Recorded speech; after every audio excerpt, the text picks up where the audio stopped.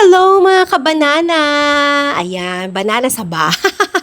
Ayan guys, bumili ako ng banana saba sa palengke. Ayan, at ating ilalaga para sa almusal. Ayan. Masarap yan at healthy, di ba? Ayan, nilagay ko na siya sa kaldero. Ilaga natin at ngayon ay kumukulo-kulo na.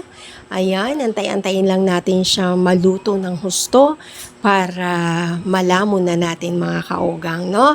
Ayan, sarap yan. At tusok-tusukin natin, check natin kung talagang siya ay luto na.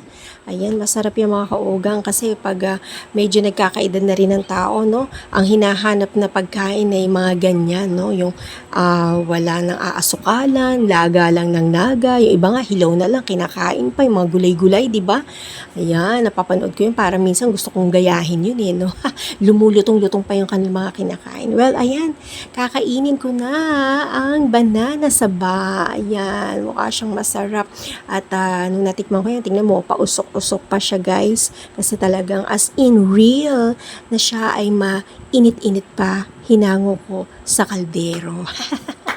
Ayan, masarap kainin ang banana. Bagong luto yan guys.